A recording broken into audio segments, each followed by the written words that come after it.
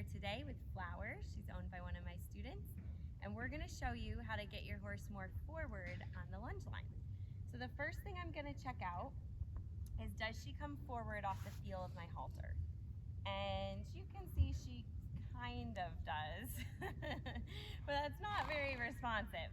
So I want her, when she feels the halter led forward, to put some effort into putting slack into that. Now obviously when she's out on the lunge line, I'm not going to be pulling her around by the halter. This is a simple check you can do to test your horse's responsiveness before sending them out on the lunge line. So I'm going to lead this forward, and I have this stick ready. I'm not going to use the string because I'm close to her, and I'm going to tap her behind the thigh as I pivot until she puts effort in to going forward. Ooh, that was good. And now I'm going to lead it more, and I want her to trot. Clutch, that's her cue. There. And then when she puts slack in, I'm just careful not to step in the coils of my rope. Good girl. So there, she finally caught up to it and put slack in it.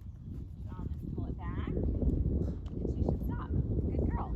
So what I was waiting for was for her to put slack in the rope to catch up to that feel on the halter.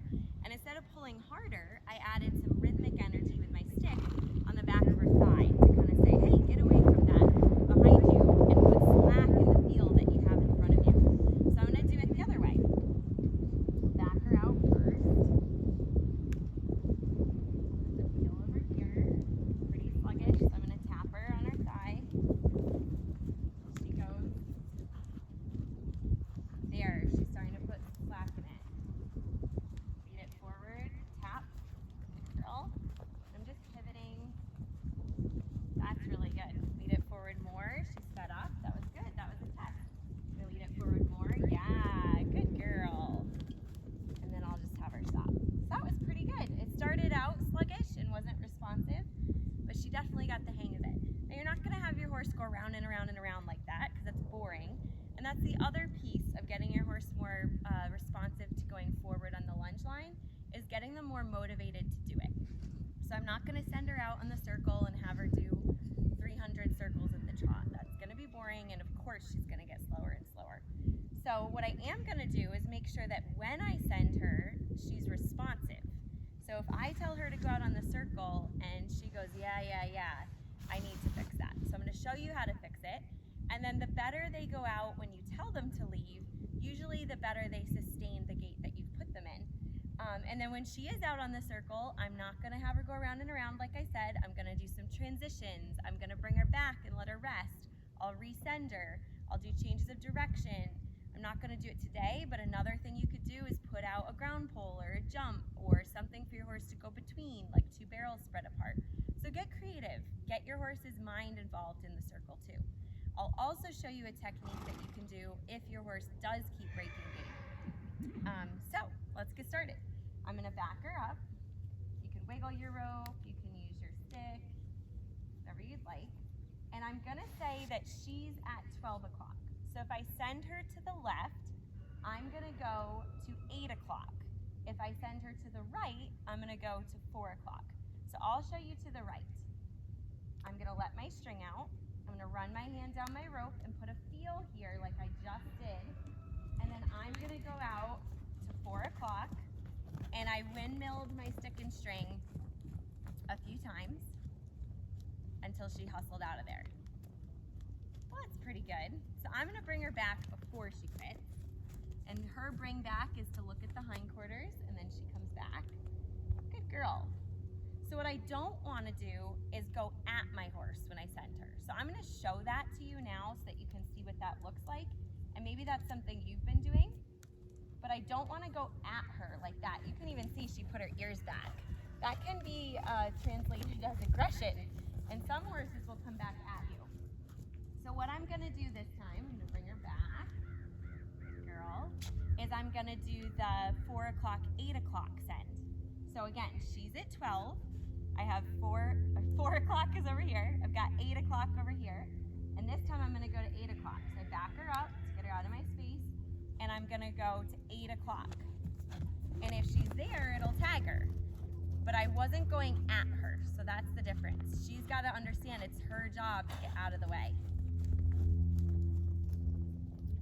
So before she gets bored to death, I'm going to do a downward transition, and she knows a little bit of energy in front of her should mean slow down. So there's the walk. If she quits, I'm not going to resend her. I'm going to sweep my stick and string towards her to remind her she should have been walking. It's like right here. I'm going to sweep. That just said, hey, you should have kept walking. And then I'm going to go back up to trot. I'm going to lead the rope forward. I already taught her that from a close distance. And then stick and string out behind her to speed her up. And I'll leave her alone. I'll do a change of direction just for some interest. I showed you that with Paris. That was pretty good. And then back to the walk. The stick out in front of her and a little wiggle on the lead rope. Help her walk. And walk is actually harder than trot because she thinks, are you sure you don't want me to just stop? I'm going to leave her alone. You could certainly pivot with your horse, but try not to keep bugging them to go. Assign your horse the job to go and leave them alone until they forget about it. That was really good. So I'm going to bring her back. Good girl. So in review, make sure that your horse is responsive to the feel of the lead rope from a short distance while you're pivoting.